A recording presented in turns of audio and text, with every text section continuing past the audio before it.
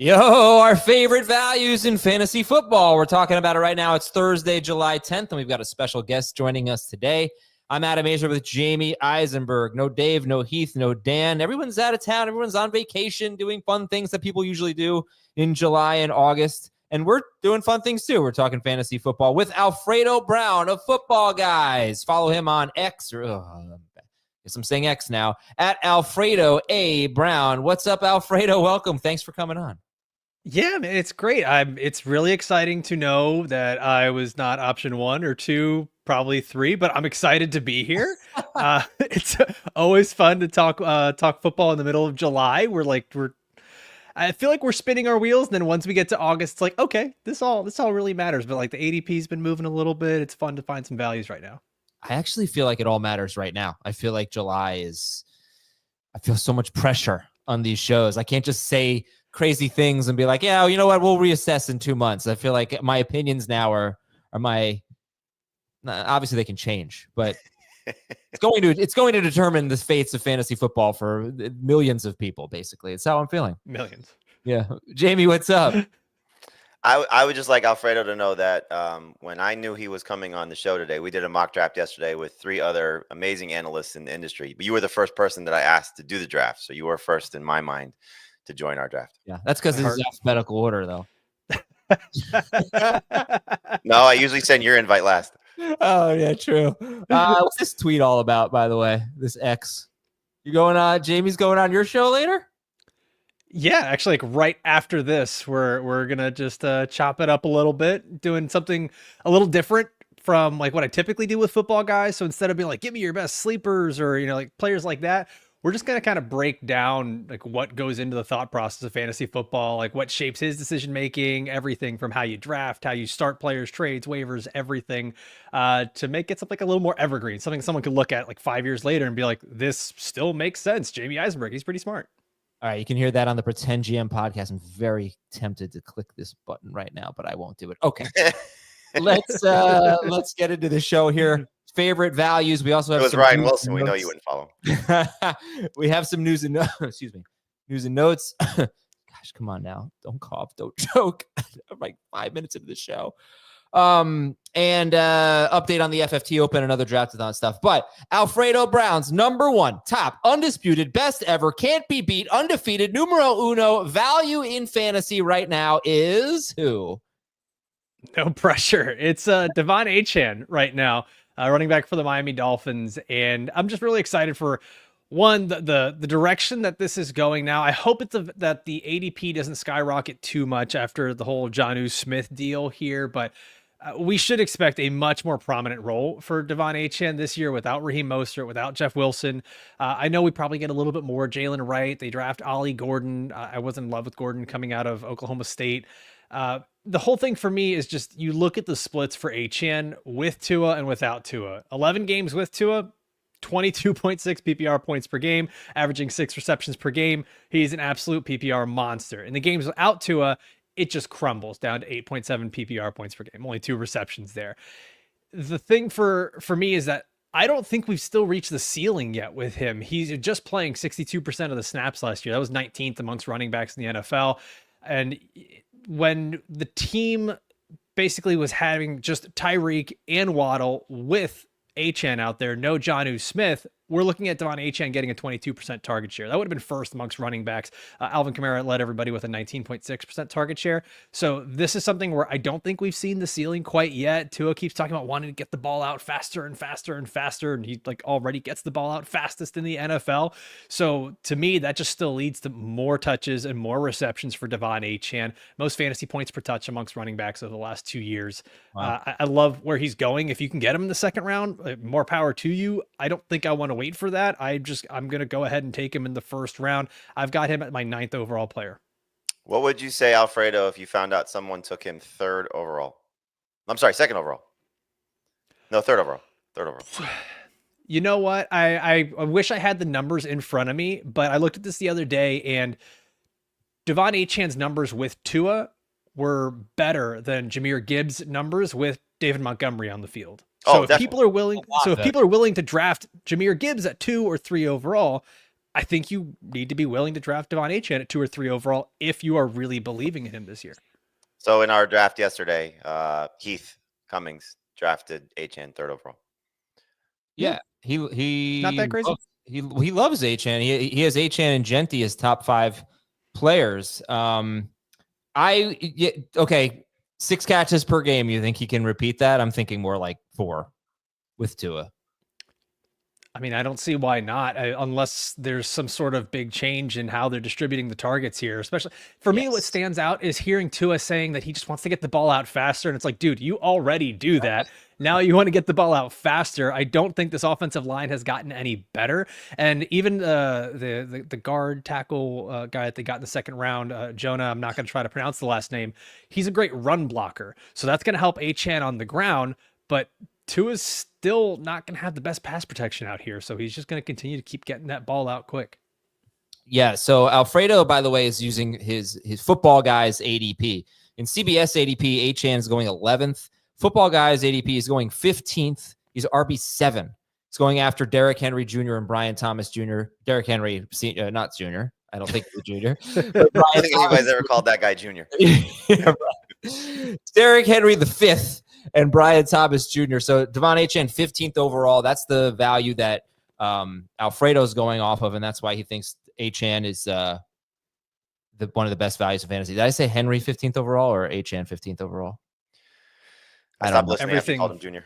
Yeah, everything went black after that. Sorry. Okay, so Achane for you. You like him as a first-round pick. Heath loves him as a first-round pick. And I'm just there was a league last year. It was actually my FFT Open League where the guy who had the first pick, shout out to Rich Eggy, a friend of mine who joined the FFT Open in my league. He had the first pick, and everyone was taking McCaffrey first. And he's like, no, I'm not taking McCaffrey first. He's too old.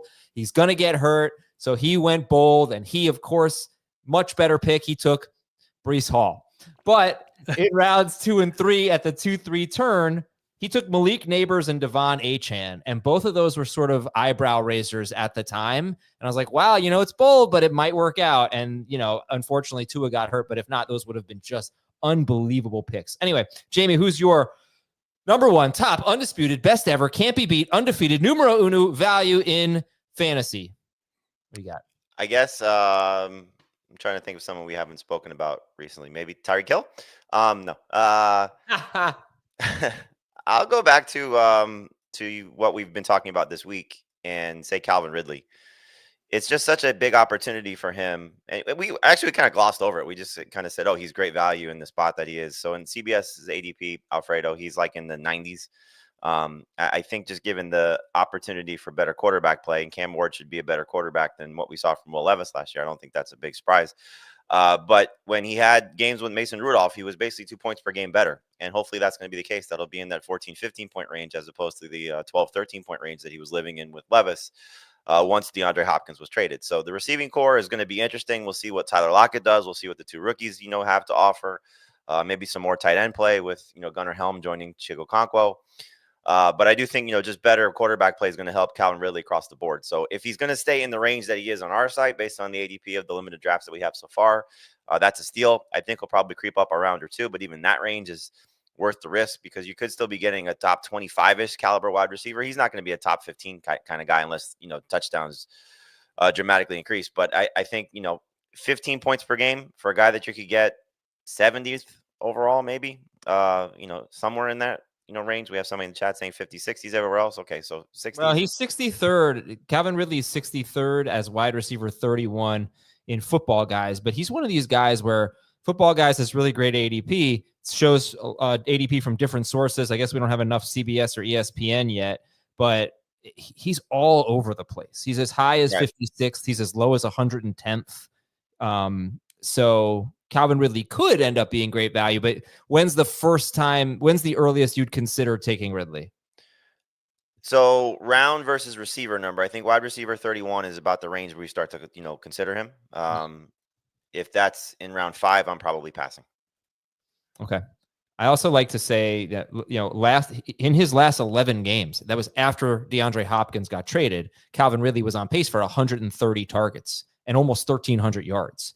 His full season numbers don't look so great because in the first 6 games, he was only on pace for 102 targets but Hopkins was actually a pretty big factor there. All right, so we got Achane, we've got Ridley as very good values for you, and we've also got, speaking of value, a great way to make a difference in this world, and that's by donating to St. Jude. You can do that through our Draftathon at tinyurl.com/2025FFT. tinyurl.com/2025FFT. So let me give you a quick update here. The mailbag spots. What are we up to? We're up to almost $2,000. Excellent. The mailbag spots, they've sold out for Friday. So we purchased, so all 10 of those for $50. You can donate more than that, and a few people did. They're sold out. But we've got a new batch now of 10 for next Friday's mailbag. So I appreciate everybody participating in that. So that's great stuff. FFT Open Leagues, you can get them on this page, tinyurl.com/2025FFT, but not until July 21st. They go live on July 21st. 24 leagues. Let's fill them up. $66,000 to St. Jude if we sell out all the spots. Where they're going to have people in the CBS world are going to have leagues like obviously the FFT crew, but Mackenzie Brooks, Tom Fornelli, Jacob Gibbs, Chris Towers, and more. People outside the CBS world are going to have FFT Open Leagues like Scott Fish, Tom Grassi, who's a YouTuber and a Packers fan, and some of our friends from Fantasy Life. So that'll be July 21st. Meanwhile, big thanks to Mike from a town east of New Haven with a $1,000 donation. You are atop the leaderboard right now. Andy G donated $250. Magic Giants, Diana Windsor, and Jack donated $100, and we have a number of $50 donations. So we're almost at $2,000 in 10 days. And we're going to raise it a lot more than that. We're going to hit six figures. All right. We will be right back. Can you put the graphic back up for a second? The FFT Open, yeah. Yes. So, Alfredo, you and I have met in person. I don't know if you've met anybody else in person. Who do you think rank the heights of the four people that you see on the screen there? Dave, Adam, Heath, and myself. And that's not the order, but rank the heights of them. And for all the people who can't see, we're all about even in height. I'm not going to lie. I was thinking this the whole time, and all I was sitting here saying is, why is Dave's head so gigantic in this? I've seen him in person. It's like, it's not that big. I know Heath is probably tallest, right? I think I'm going to say, is it, I've never met you, Adam. I think I'm going to say you're probably second tallest, Jamey, and then Dave. Ooh, that's amazing. Thank you. That is, all right. What's the real order? I think Heath is taller than Dave. Dave and Heath tower over me and Adam. Really? He towers over me? Yes. Adam is the smallest by far. That's so funny that you thought I was second tallest. I'm not even close. This graphic, man, it does you some justice. Yeah. Well, look at that. Well, they just corrected it this year. It used to be like I was the smallest by far, like because the pictures Adam lives in New York, so the pictures we've done together, Dave, Heath, and myself, and I'm significantly smaller than both of them. And so it used to be like I was small, and then they made Adam so big, and I really looked like tiny in the photo. tinyurl.com/Jamey. All right, we'll be right back on Fantasy Football Today right after this. When you need your sports news all the time, we've got breaking news to bring to you. CBS Sports HQ gives you a snapshot of all the sports that matter to you. When you need your sports in a snap, find it on CBS Sports HQ, streaming free anywhere you are. All right, we got some news for you here. Tampa Bay left tackle Tristan Wirfs could start the season on the PUP list. Great left tackle. He's got a knee injury. The PUP list would mean he'd be out the first 4 games of the season. Meanwhile, also Tampa Bay saying they want to create more explosive plays in the pass game, which they actually did last year. They were 5th in pass attempts. They were also 5th in explosive pass plays, but it was a lot of short stuff. Baker Mayfield had one of the lower ADOTs in the NFL. And so their big pass plays were really done with a lot of yak. They were 16th, for example, in explosive pass plays of 20 or more air yards. But Jamey, how big of a deal is this for the Buccaneers if Tristan Wirfs, let's just put him out 4 games, and that would be Atlanta and Houston. What's that? It's a tough start. Atlanta and Houston on the road, Jets and Eagles at home. Yeah, I mean the Eagles and Texans game. Yeah, it's going to be a little bit tough without Wirfs there. But I mean, if it's 4 games, it's not huge. You know, and they'll certainly get by. I think the thing that you look at is they got off as a team to a slow start. You know, they really had to, finish strong to make the playoffs. So if you're talking about it from that perspective as a team, they should be fine. I do think fantasy wise, it's maybe a little bit, pause if you're debating, let's say, Chase Brown versus Bucky Irving in, the second round. You're debating Baker versus Nix versus some of the other quarterbacks in that range, from that perspective. I don't think it's going to really alter the full value of the receivers. But, if it's now Wirfs and maybe Godwin out, then you sort of maybe alter some things as well. But I think if he's back, after 4 weeks, I'm not changing how I'm drafting the Bucs. Okay.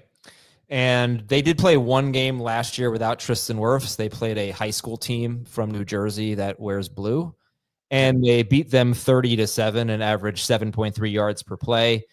In 2022, they played 3 games without Wirfs, not including week 18, where the starters didn't play that much. And they struggled, but they kind of struggled all year. That was Tom Brady's last year, and they weren't that good. Seattle. We'll go to Seattle here. Right tackle Abraham Lucas, who's I'd say a pretty important piece for them. He's hurt a lot. He's healthy now, and he said, and we knew this, that the team is focused on establishing the run. So Ken Walker is another guy we're going to talk about. He's one of Alfredo's favorite values right now. Seattle was 28th in run rate. They were 29th in running back carries. Only 3 teams had fewer running back carries than Seattle: the Giants, the Raiders, and the Browns. We need a better version of Ken Walker. He was only 42nd among, I think, 46 running backs with 100 or more carries in explosive run rate. In his first 2 seasons, he was 6th and 11th. All right. Kyler Murray says he wants to run more this season. We would welcome that. And Kyren Williams has looked more explosive this offseason, according to his running back coach, which is great. But if you read the article, Blake Corum also is more explosive. And the rookie from Auburn, why am I blanking on his name? Jarquez Hunter? Yeah, junior. He is looking good as well. But yeah, I mean, I think that Alfredo, I think that's actually important. If I don't know if we need it from Kyren Williams, because he's been, a fantasy stud 2 straight years, basically. And people seem kind of down on him. But it would be nice to get some more explosive runs from him, because that's not really his thing.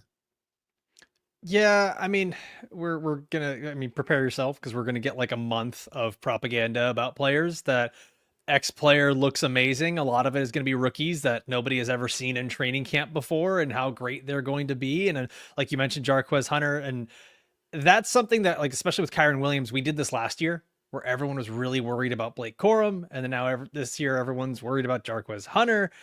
And honestly, I kind of like almost all of the Rams players as fantasy values here, because they could just still be really, all they did was swap out Cooper Kupp for Devontae Adams, which I think is an upgrade. So if this offense is just getting better, that has me equally as excited as I was last year. Okay. Well, let's see who else you are excited about. Let's talk about Alfredo's favorite values. Devon Achane was one of them. He's going as RB7 if you look at the consensus ADP on Football Guys, and he's going 15th overall, but we talked about him. So let's go to Jonathon Taylor. He's RB8. He's 20th overall.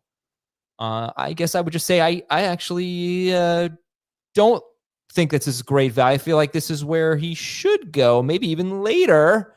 Okay, tell me why I'm wrong. Tell me why Taylor is very good value at 20th overall. I've just got him a few spots higher. I've got him at 17th overall. He's my running back 8. I've been kind of bouncing back and forth between where I really want to put Christian McCaffrey in all this. I'm having a lot of mental struggles of where I actually want to rank him and where I feel most comfortable drafting him. And I think I tell myself that if I was sitting there in the middle of a fantasy draft and I'm in the second round and I'm looking at Christian McCaffrey and Jonathon Taylor, I'd probably take Jonathon Taylor, because I just don't want to miss on that second round pick. But as of right now, I still have McCaffrey ranked higher because of the upside. For me with Jonathon Taylor, and I know this is not how people win fantasy football, but in those first couple rounds, you just don't want to miss on these picks. And with Jonathon Taylor, you have a good floor. The Colts, this is a team that's going to have to live through the run. They were 6th in run play percentage last year. Colts quarterbacks had just 3 games over 250 passing yards. By the way, all 3 of those were Joe Flacco.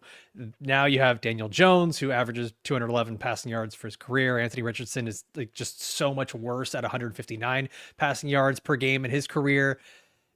The run is going to be so important for Indianapolis, and we saw that over the final stretch of games. And the final 3 games for Indy, they jumped all the way up to 4th in run play percentage. Last 3 games of the season with Anthony Richardson, Jonathon Taylor was getting 25 rush attempts per game.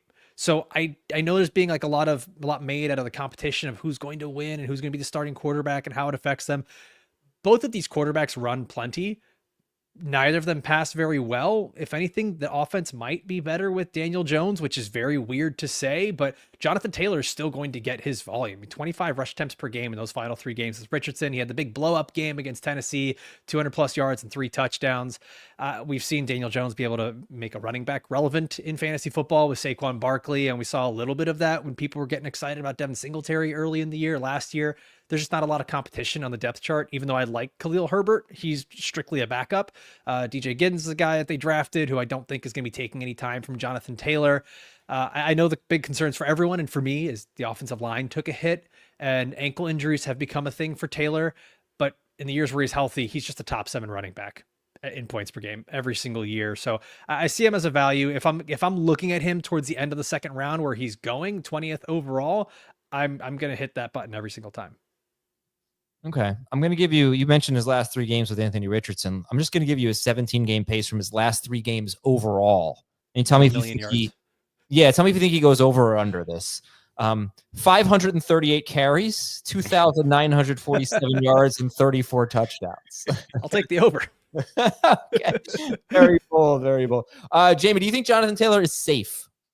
Oh, yeah. Yeah, I think, there's, when you start to look at, like, profiles, I know I've been saying this a lot recently, but like you start to look at player profiles, like Jonathon Taylor is a 95% version of Derrick Henry. You're not going to get a lot of receptions. You're going to get a lot of volume. You're going to hope to have some positive game script. He doesn't, I think, have the same ceiling as Henry, which is why he should be going after him slightly. But I think round 2 is a good spot for him. I like his value. I would personally take McCaffrey over Taylor because I think if McCaffrey hits, you're going to get a better fantasy option. But I understand what Alfredo's saying because we've seen, what the pitfalls are for McCaffrey, who's, 2 years older, at least 2 years older than Taylor, if not 3 or 4. So I think you're looking at, one of these players in round 2, like he's, to me, like he's sort of like one of the bridge running backs, right? Because I think he should go after Achane. He should go after McCaffrey. He should go after Genty and Henry. And then he's sort of the guy I think you take before Bucky and before Chase Brown, just based on what those guys look like coming into the season and before Kyren Williams, so the 18 receptions from a year ago scare me, because you're asking him to repeat those type of rushing numbers on an offense that could really be awful. I mean, there's so many good pieces here, but the quarterback play could just be an absolute disaster because while Daniel Jones may be a better option for the receivers, just based on how he's done comparatively to Anthony Richardson, like he just hasn't been good. So it could be a disaster. And so if he's not going to get some, additional touches, based on what he does in the passing game. So non-PPR, he's a monster. Half PPR, he's pretty solid. Full PPR, he's great. But, there's a little bit of a concern because you're just not getting those added bonuses. Jamey, do you think that there's like a panic that sets in for Shane Steichen and staff there that, okay, if our quarterbacks can't get it done, we just really need to control everything through the run, and let's just give Jonathon Taylor as many touches as possible? Because, I mean, I would say they're on the hot seat right now. I would be shocked if, their quarterback play was good if they weren't doing that with Jonathon Taylor. So, yeah, the game plan is as much Taylor as they could possibly get. But everybody playing them knows that too, so it's not, it's fair. Especially knowing that they're, you're going to get a lot of RPOs, you're going to get a lot of design runs from their quarterbacks, you're going to get a lot of, everything is, coming off their run game, whoever is doing it, whether it's the guy taking the snap or the guy who's getting the carries in the backfield. So I think that's just the concern is like, you have some offensive line changes that may be positive, we just never know how these things go. But yes, this is Jonathon Taylor's offense through and through. There's no hiding it. If he doesn't have success, they're going to be in trouble.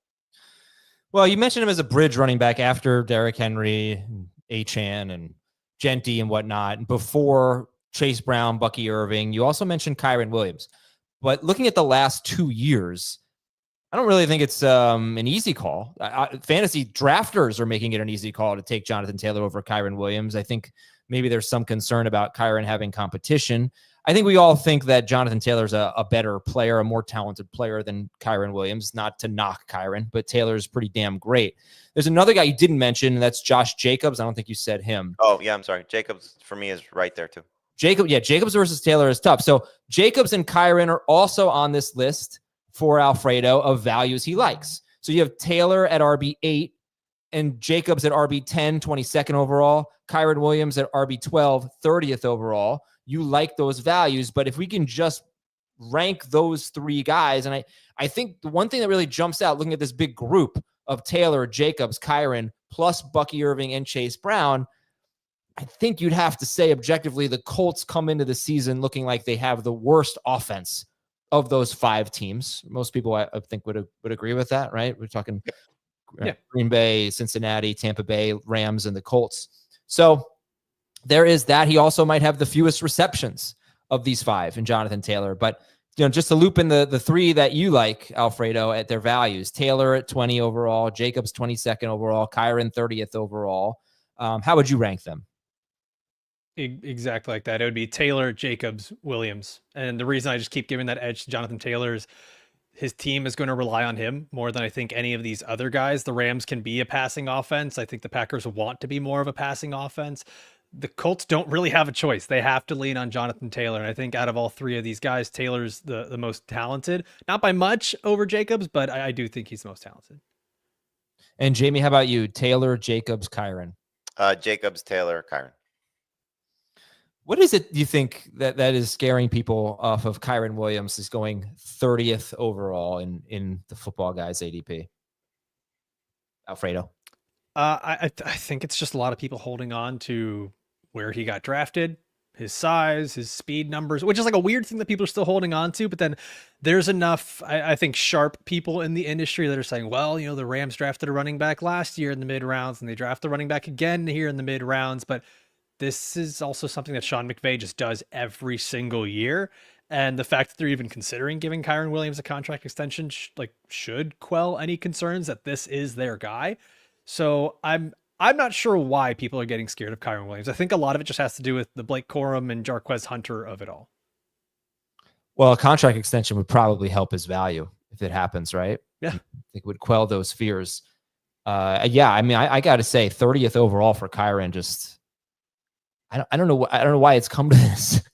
He's the best value of the three running backs that we're talking about. I wouldn't rank him the highest, but I think he's the best value of all three. And that being said, Jamey, let me get that ADP up, right? Let's just look at where Jonathon Taylor is going at 20th overall, all the way to where Kyren Williams going 30th overall. I do see how any of these guys could be taken. Garrett Wilson, I don't know, but so it's Taylor, Bucky Irving, Jacobs, McBride, Josh Allen, T. Higgins, Lamar Jackson, Chase Brown, Garrett Wilson, Tyreek Hill, Kyren Williams. Someone has to be last in that group, I suppose. You know what I mean? It's a pretty solid group of players with interchangeability. How do you look at that list of 11 players from 20 to 30?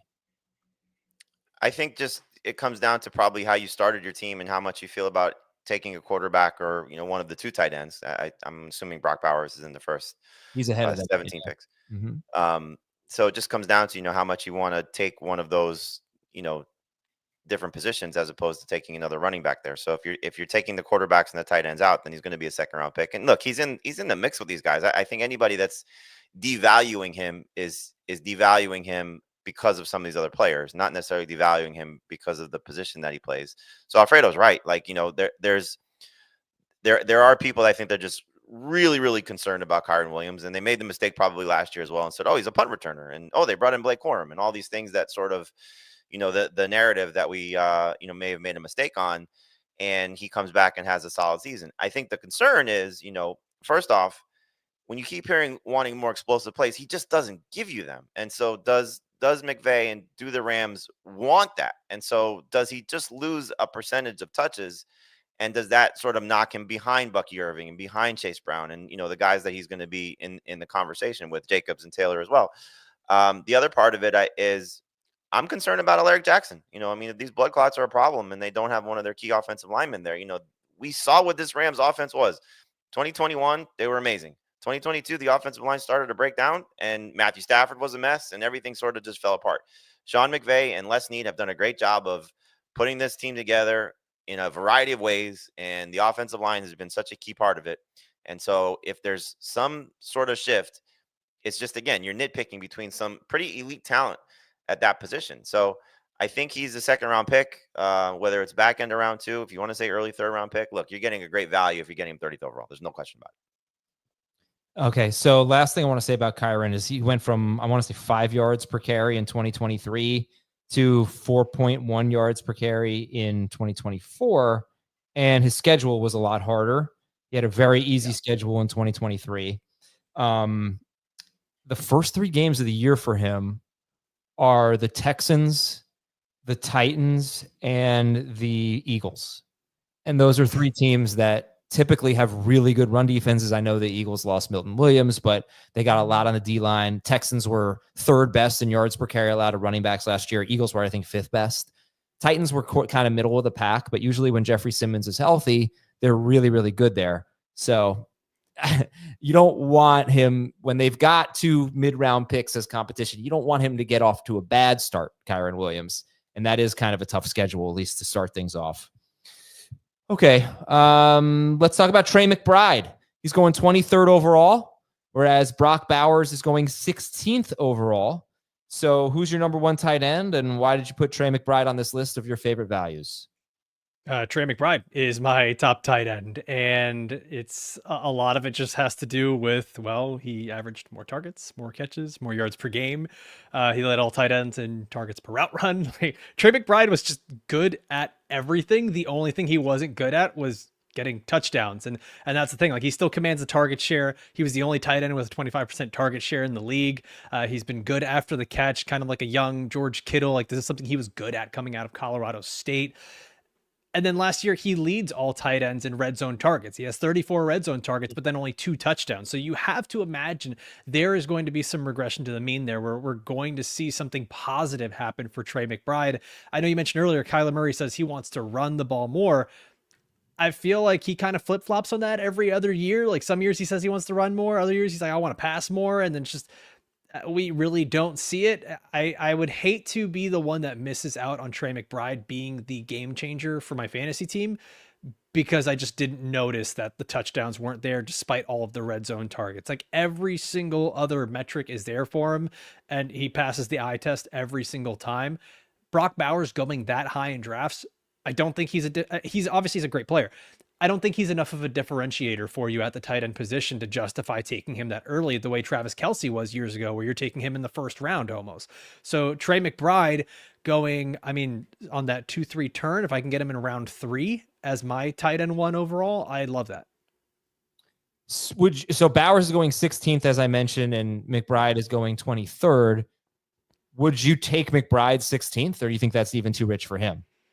I think that's too rich for him. I don't necessarily want to be taking tight ends early. Okay.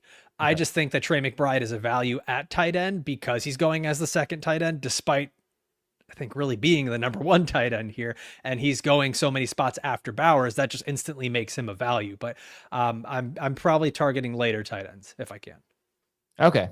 I think that list I read from 20 to 30 is interesting, because if you get to that point and both of those tight ends are on the board and you feel like there's, between your pick in the middle of round 2 and your pick in the middle of round 3, pretty much the same tier of player, then maybe that's your green light to go ahead and select Bowers or McBride there. And just, hopefully you get Tyreek Hill if you love him, or Chase Brown falls to you, or Kyren Williams is your pick. And you feel like you got, in the 3rd round, you feel like you got a 2nd round player while also grabbing one of the elite tight ends. I hope that makes sense. Now, if I could tie in George Kittle, who's also on your list of favorite values, he's tight end 3. He's going 40th overall. So we got Bowers 16, McBride 23rd overall, Kittle 40th overall. What's your favorite value when you look at those 3 picks? Not your favorite player, but your favorite value. Yeah, I think it is George Kittle, and that's why I'm a lot less likely to take McBride or Bowers in the 2nd or 3rd round, because I can sit there and take George Kittle in the 4th round, the guy who was tight end 1 in fantasy points per game last year. He just continues to defy the gods with his as he gets older, but he's catching the ball further and further downfield each year. Last year, yards per route run and yards per target were way deeper than any other tight end. He's still top 2 in yak, yards after catch, every single year. The 22% target share, near the top amongst all tight ends. I mentioned McBride was at 25%. So, I mean, Kittle is right there. So we've got the volume, we've got the efficiency, we've got the big plays. Now there's no Debo. You've got concerns with Brandon Ayuk's health. And if I can get a guy who can be, I think, equally as effective, or if not more effective in fantasy than a Brock Bowers in the 4th round, I love that for my fantasy team. And what's your read on that, Jamey, with the tight ends? Bowers 16th, 23rd for McBride, and 40th for Kittle. I mean, it just screams taking tight end 2 and 3 as opposed to taking tight end 1. So McBride's my tight end 1 also. So I'm excited about his outlook. I think the later you get him, obviously the better. And I think Kittle's going to be one of the best values that we see at almost any position. It's not just that Ayuk is banged up. You have both Pearsall and Jennings dealing with injuries coming into camp. They should be fine, but I mean, imagine a situation where those two guys aren't there. I mean, what we've seen from Purdy and Kittle and their rapport, and obviously what Kyle Shanahan's done with Kittle, it's just fantastic. So he's defying father time. He's just continuing to get better. And I in the draft yesterday, so I was faced with a tough decision at the 3-4 turn, and it was like, okay, it's Kittle, and who else am I going to take? Because he was sitting there at 36, and I knew I was going to get a player of his upside coming back around, let alone at that spot to begin with. So I think, end of round 3 is where you should start looking for him. So 40th overall is certainly a great bargain. Yeah, I'm going to tell you my difficult decision with George Kittle. We just want to look at ADP, not something that happened in the draft. Do you take George Kittle, or right after this break, we'll finish that thought. We'll be right back on Fantasy Football Today.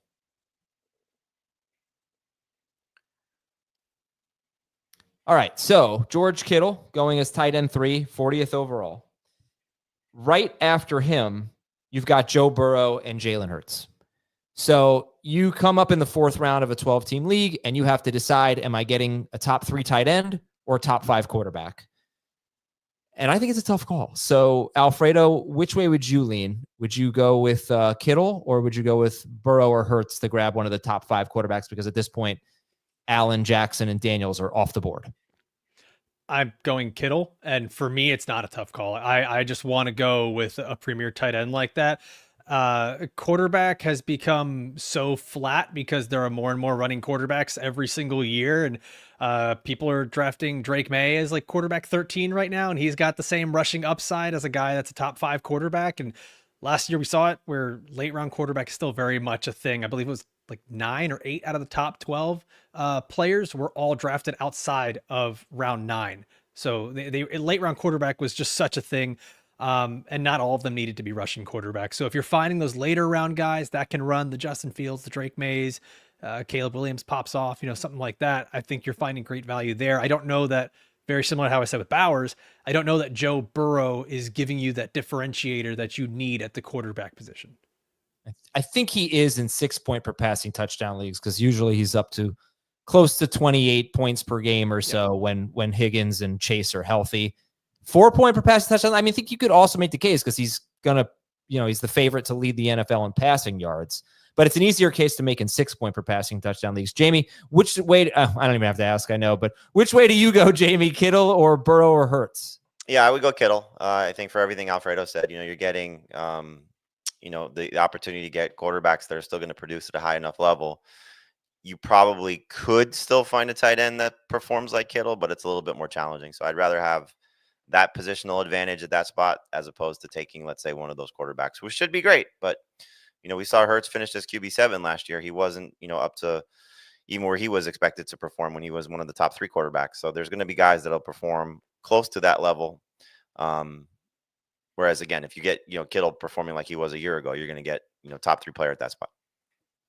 Yeah, he's a great player. He's, you could argue the best tight end of his time. I know that includes Travis Kelce, but Kittle being more of a blocker and so efficient, obviously he's great and I love him.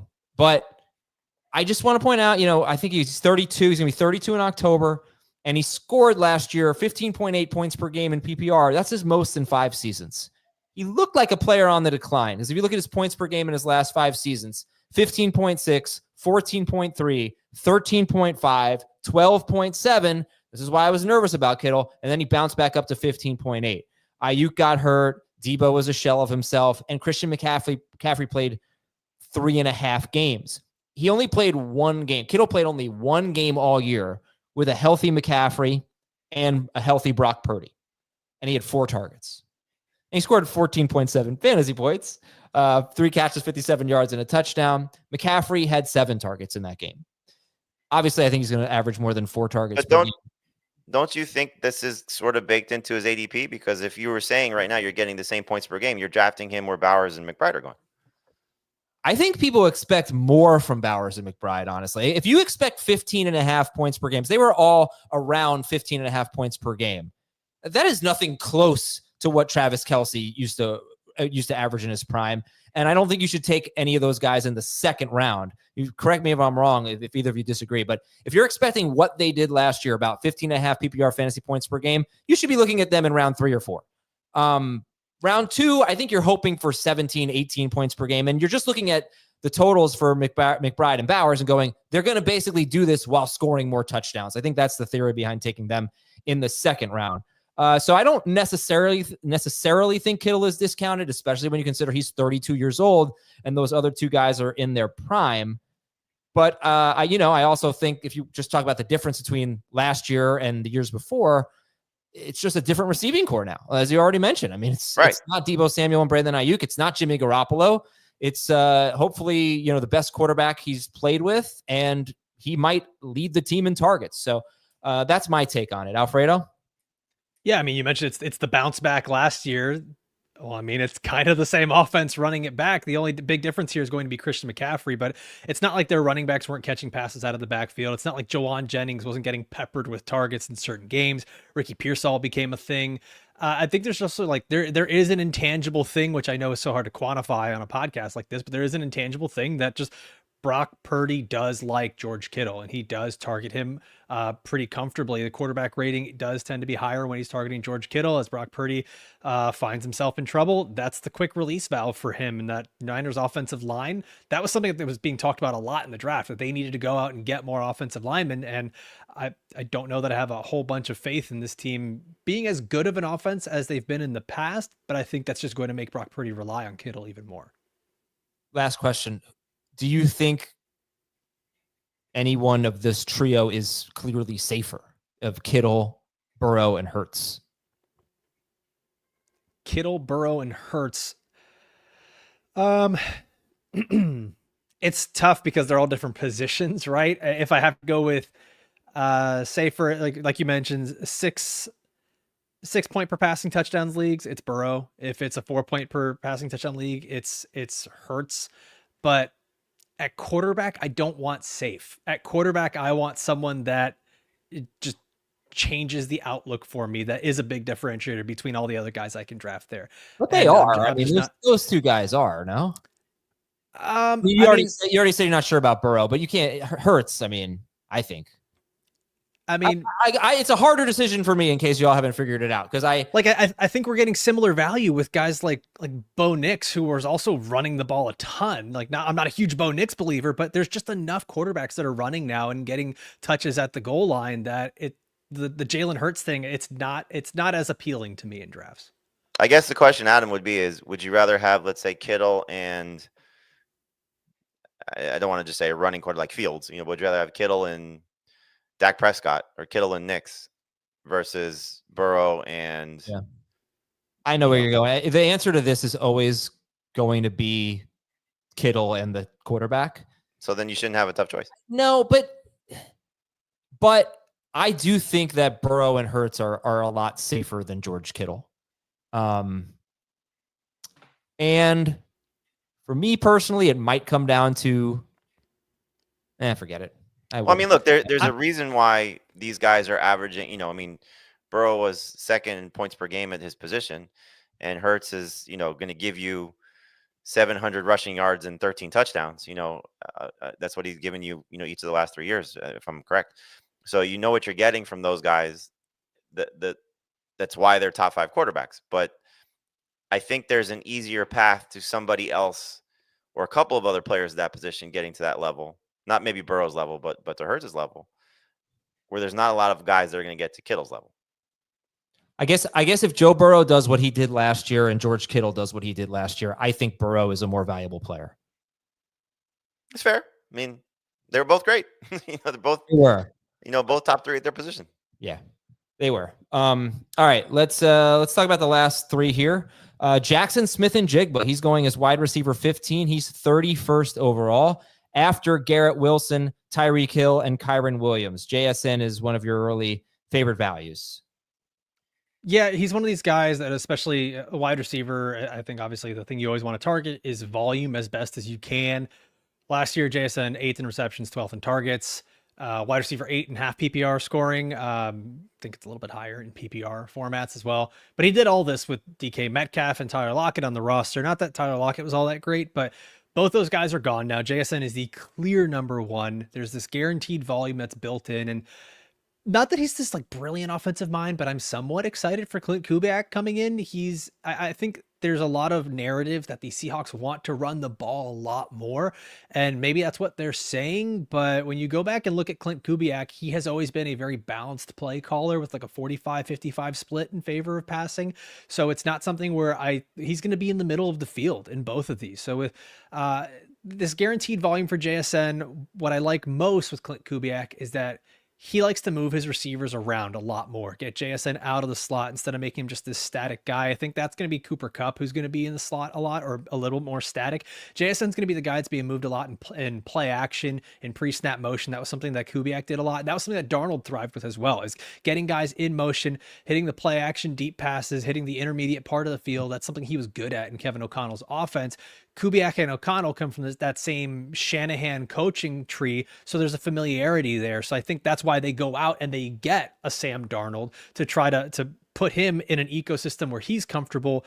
I think the Cooper Kupp thing becomes sort of a red herring. He's 32 years old. He was really bad over those final 5 games. He was like wide receiver 70 something over that stretch.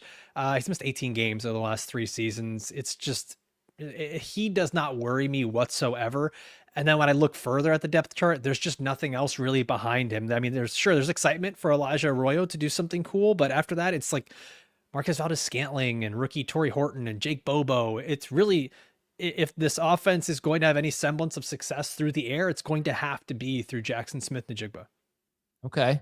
Do you like him better than the guys who are being drafted ahead of him, Garrett Wilson and Tyreek Hill? I think he is safer than, it's weird to say that he's safer than Tyreek Hill at this point, because I do worry that Tyreek, the injuries are starting to pile up, and you see that with the uber athletic guys. Once they hit that 30 plus age mark, it's a little different.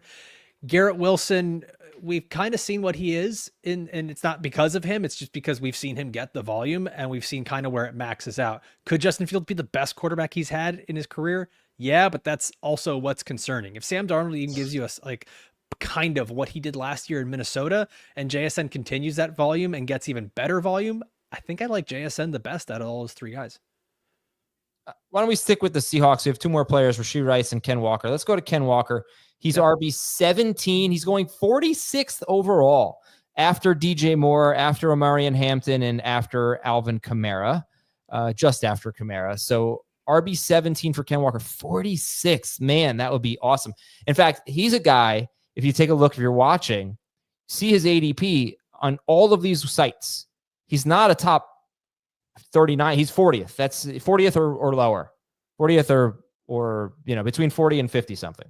On CBS, he's like, his ADP, Ken Walker's ADP is something about 39.75. So we'll round it up to 40. So he's making it to the 4th round everywhere, and perhaps late 4th round. I love it, and apparently you do too, Alfredo. Yeah, I mean, if I can snag him at the end of based on where I'm at, if I'm sitting at the end of the 3rd round, I'm going to take him there because I don't want to let him fall to the 4th round. I really like Ken Walker. I've liked him since he's come out of Michigan State, and like I mentioned with Clint Kubiak, this is going to be a balanced offense. They might try to run a little bit more, but I don't think it's going to be this thing where it's just so overwhelming. Right. Walker's just been the clear RB1 for Seattle. I mean, I know as much as we want to make Zach Charbonnet a thing, and when he does get opportunity, he's decent, but Walker's been the RB1. He had 63% of the rushing attempts last year. He was 5th amongst running backs in target share, which is like, that's the thing that stood out to me the most is all of a sudden it's Happy Gilmore. Oh, Happy can putt, Ken Walker can catch like that. It's happened just out of nowhere, man. And he was on pace to be 2nd amongst running backs in receptions. Through 12 last year, he was running back 7 in PPR points per game. That was ahead of Devon Achane, who we're all just taking gladly in the first round now. So with Clint Kubiak, the whole thing is that his running back 1 gets massive opportunity. Something, and I credit to Ryan Heath over at Fantasy Points. He posted this the other day. The second highest expected fantasy points per game since 2021 for Kubiak's RB1. It's just a good indicator of attempted volume. It's right up there with Christian McCaffrey. So if Ken Walker is going to be the RB1 in a Kubiak offense, we're looking at a guy that we see, yes, he can catch, yes, he can run. The problem is going to be, can he stay healthy with that kind of volume? And he's been nicked up here and there. He's missed 10 games over 3 seasons. Last year, they were like, he missed games in pockets where he would miss 2 games here, 2 games there. I think where it hit everyone the hardest was that he missed those games during the fantasy playoffs. And I think a lot of us are just holding that against him. This is also a contract year for what it's worth. So it would not surprise me if the Seahawks are like, yeah, let's just give him a ton of volume, run him into the ground. Let's see what happens. Now, that could hurt you late in the season. So like, that's always the risk with drafting a running back. But if I'm getting him in the 4th round where ADP is, or late 3rd round, he's a guy getting drafted at RB17, but he does have a ceiling of a top 5 running back when healthy, because now he actually is catching passes. I don't think there's a lot you disagree with there about Ken Walker, right, Jamey? No, I do. I was trying to think. So Kubiak had McCaffrey in his best season, right? 2023. And then Kamara last year. So he's gotten some pretty good guys to deal with, which I'm sure inflates some of those numbers, but clearly he's going to be 2021 good. in Minnesota. I can't remember who the running back was. Was that Dalvin? Must have been. Yeah. I think the thing that's obviously exciting about him is, can he stay healthy? Or the question mark, can he stay healthy? And if he does, he's going to have an unbelievable year, so to tie in both Seahawks, you're looking at, 2 young players that have an opportunity here to, sort of dominate touches with what JSN can do and what Walker could do. The offensive line is going to be a little bit of a concern. They've clearly tried to address it this offseason. Hopefully it works. I'm a little concerned that we're going to see a step back for Darnold because of the offensive line and just because he's not in the Kevin O'Connell offense. So while Kubiak's system, yes, it's the same tree and hopefully can, support what Darnold was able to accomplish last year. Was this the fluke, or is this kind of who he is now? Did he go through the 49ers car wash and then the Minnesota car wash, and now he's sort of just squeaky clean and can continue to play at this high level? It's going to really determine, I think, how this entire offense goes. But I think to go back to kind of what you said about Jonathon Taylor, like, they're going to run things through Ken Walker as well and try and take pressure off of Darnold and take pressure off of the entire offense. That's what Mike McDonald seems to have wanted by making some of these changes as coordinator and quarterback. And so hopefully Walker can play more than the 11 games that he played last year, and sort of, as you said, take the sting out of everybody's feeling that had him last year when he wasn't there 1 game in the last 5, missing the entire fantasy playoffs. So it's always nice when you get these kind of situations if you want to do it, and a lot of fantasy managers are split on this. Like, you can take both Seattle running backs very comfortably, and then you have this backfield locked up. And so we've seen it, whenever there is no Walker, Charbonnet is an absolute stud. And so you just kind of plug and play the Seahawks running backs if you are worried about, Walker's injury. Same thing with drafting McCaffrey. You can easily draft Isaac Orendo and you're having yourself covered. So if you are into a handcuff, being a handcuff fantasy manager, these are 2 teams, Seattle in particular. You can clearly just take both running backs in very easy spots and you're fine. Okay. There's like Devon Achane stuff here kind of with Ken Walker. Like, what if all the targets are just funneled down to JSN and Walker as being the guys? Like, we kind of saw a little bit of that last year. If this becomes a thing where Walker's the 2nd most targeted player on the team because Cooper Kupp is injured and they really don't have anyone else, that's a smash pick in the 4th round. I guess so they threw the ball so much last year, and I think he doesn't play on 3rd downs, and hasn't been the 2-minute drill guy. So I'm skeptical of the catches. He averaged fewer than 2 catches per game in his first 2 seasons, and then he averaged 4 catches per game last year. So I think it's a mistake. I think they should get him the ball. Just put it in his hands, get him out in space. He's really talented, but they hadn't really shown a willingness to do that until last year. So I have concerns about that. And he averaged 3.7 yards per carry last year. And I think one of the main reasons is he's always, I'm sorry for being a broken record, I know I've said this a lot, Ken Walker is always trying to score a touchdown. Every time he gets the ball, he's just looking to score a 60-yard touchdown, even if it's from the 3. Yeah, we hate that. No, I mean, it's great, but he does it too much. And he has a lot of talk about his explosive plays. 2 of 3 seasons, he's been really great there. He unfortunately is very bad when you look at percentage of carries for 0 or negative yards. He has a lot of negative carries because he's always trying to hit the home run. And you know what? You can get away with that when you have a good offensive line. Seattle had a terrible offensive line last year. I mentioned Abraham Lucas earlier. He's played 13 games in the last 2 years. They drafted an interior offensive lineman in the first round. So they're hoping that they're going to have a better offensive line. If they don't, I don't know that we're going to get to showcase the skills of Ken Walker, because the way he runs, always trying to hit the home run, I think he could be done in by a bad offensive line. Well, I mean, the theme of the show is where you're drafting him. It's easy to take him in this spot. It's a question of, how much do you really value Ken Walker? Like, I don't know where you have him ranked, Alfredo. He's 13th for me, so I'm or 14th for me, excuse me. I'm looking for him back end of round 3, early round 4, so I don't have a problem, if this is the case, reaching for him because of what the upside is. And then again, easy to cover yourself just to take Charbonnet, in that round 9-10 range, because that's usually where he's at. To follow up on all the negatives, I said, if I can really get Ken Walker as RB17, 46th overall, it would be one of my favorite picks. It would be a layup. It would be tougher for me if he starts going in the middle of round 3. Okay, Rashee Rice is going at the 3-4 turn, 36th overall. Rashee Rice is wide receiver 18. After Terry McLaurin, after Jaden Daniels, after Marvin Harrison Jr., you like Rashee Rice's value at wide receiver 18, 36th overall. Yeah, man. It's so interesting, like how we look at NFL teams, because a lot of what happens towards the end of the year just carries over to how we feel about these teams and these players the next year. And I think a lot of people are getting worried about Xavier Worthy, but this Chiefs offense was going really through 2 guys to start the season, Isaiah Pacheco and Rashee Rice. Both those guys get hurt around the same time. The offense falls apart, and they're like, all right, let's go and let's get DeAndre Hopkins and let's start getting other players in here. Xavier Worthy, you're not running those deep routes anymore. We're going to put you in the Rashee Rice role. And it took him a while to actually get good at that. And he still wasn't super efficient at that. He was 58th in first downs per route run. He was just, he saw everything kind of change for him. He was a guy that was getting an average depth of target over 11 yards, and that drops down to just 6.5 yards. So he was just this inefficient volume guy when the Chiefs really had nothing else. But in the NFL playoffs and towards the end of the season, we see these big games from where he blows up with 2 or 3 touchdowns in a game. But a lot of that was in the Rashee Rice role.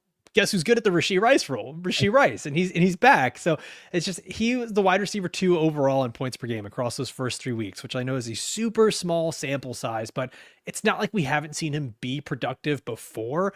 We've seen him be good after the catch. We know he's got sort of that floor, especially in PPR formats. He's had plenty of time to recover from this injury, and he's just a guy that's perennially a top 24. And I probably can't say perennially because he hasn't been playing for that long, but just he's been a wide receiver 2 or better in 8 of his last 9 games where he's played. Like, he is just always a not just startable wide receiver, but a guy with a high floor and high ceiling being in the Chiefs offense. You definitively like Rashee Rice better than Xavier Worthy? Yes. Not even a question for you. No, not even close. I'm probably one of the lower people on on Xavier Worthy. Okay. How do you feel about Mahomes this year? Mahomes, like I'm okay. Okay, yeah. I'm not actively targeting him in drafts. Like, I think what's his ADP at? Isn't he like around quarterback 7 or something like that? In the QB 6. I don't 62nd. I don't want that. I don't want, like, I'm gonna take. I'll look at some of those guys going quarterback 9, 10, 11 in drafts instead. I think Alfredo would love my Scott Fishbowl team at this point. Oh, let's hear it. Ooh. It's Trey McBride round 1, Devon Achane round 2, Chase Brown round 3, Rashee Rice round 4, and I just took Kyler Murray in round 5. Congrats on your championship. Yeah, good for you. Kyler Murray is such a great pick. I was hoping to get him. I don't know if I was actually hoping for Fields, who went right before. And so I was hoping either Fields or Tyreek would fall to me, just because you're playing a 5,000 person tournament. You got to get guys that are going to have huge upside. So both went, and Rice was the third guy that I was waiting for. So I took him, and then see if we get a little stacking going with McBride and Murray, and hopefully that works. I don't know if is anybody interested. Do you want to see my draft room for those of you who are interested in the Scott Fishbowl and how it's been going? I can. Everyone loves seeing other people's drafts. Yes. Let's do. Yeah, thank you for validating this. Okay, we're gonna share this. It just comes from because people like tall people. So since you're so tall, yeah, exactly. Yes. I get the height advantage. Huge. I should zoom in, right? A little zoomage. Okay, so I am off screen now, but this is how it went down. You don't have to, it's amazing how usually Scott Fishbowl, you can start 2 quarterbacks, but usually you have to start at least one, and the quarterbacks go flying. This year, you don't have to start any quarterbacks if you don't want, and the scoring makes things interesting. I am here. McCaffrey, Lamb, Nico, JSN, Purdy. And then this is the team that's really interesting to me. Tango and Cash. Bowers and McBride with the first 2 picks. Remember, this is 2.5 points for receptions for anyone, except tight ends, it's 3.5 points. So Bowers, McBride there. A lot of teams have only 1 quarterback. Some teams, I think, have 0 through 5 rounds. So there's a look. I like your team a lot. I think I like my team. I was really hoping for Kyren. Be confident. Nico in the 3rd, JSN in the 4th. This is a good team, great. Man. Yeah, I was pumped about that. But I need a workhorse running back, and those are kind of gone. Because you have one. I need another. You have a point per carry. Anyway, that's a look there. Just one last thing before we go is please. What's your start so far, Alfredo? I will be drafting live in Orlando this weekend, nice. So I have no idea. I honestly haven't even really looked at the scoring, so me saying your team looks good, it means absolutely nothing. You on Sleeper or my fantasy league? Sleeper. Yeah, so 0.5 point per carry, I'm pretty sure. 2.5 points per catch, 3.5 points per tight end reception. And there's some other stuff too. But no first down bonus, though. No first down bonus. So mobile quarterback. From what I remember, everything is pretty level this year. Like there's no real true positional advantage if I remember seeing correctly. There's one if he hits, and it's Travis Hunter. Oh, yeah. Yeah. Please vote for us for the Podcast Awards. Just go to Podcast Awards or go to Podcast Awards /app/sign up. Look for us in the sports category and support fantasy football today. And thank you so much. Alfredo, it's been great having you here. You're my favorite value at this point in the season. Oh, thanks. It's you and my mom. Favorite values. I mean, you gave him, honestly, the best compliment he's ever had on this show in 15 plus years, by far. I don't want to be tall. Controversial take. How tall are you, Alfredo? I'm 5'10", but my license says I'm 5'11". Oh, okay. The hair. My license says I'm 5'8", but I always tell people I'm 5'9". I think I'm pretty close. I think there's a lot of advantages to being short. I never have to worry about leg room. And that's it. That's pretty much the only advantage, but it's a big advantage. I ran into a friend of mine, and I coached her son in baseball, and the father is probably 6'5" at least, just a really giant human being. And we were talking about because my son had a very fast growth spurt. And I said, he's playing travel basketball now. Baseball still is one of his favorite sports, but probably leaning basketball. I said, your son may get there too. She's like, I don't want him to be tall. She's like, it's not fun to be married to somebody who's that tall. And so It was interesting to hear her say that. Oh, wow. I guess that's why I'm in such a happy marriage. I knew it all along. All right. Thanks so much to Alfredo and all of you for watching and listening to Jamey Eisenberg. We will talk to you tomorrow with there's Johnny with a good comment. Get that in there. Adam has step stools in every room in his house. That is partially true, but that is because of my kids, not because of me. All right. I do have trouble reaching the top shelf sometimes, though. We'll talk to you tomorrow on Fantasy Football Today.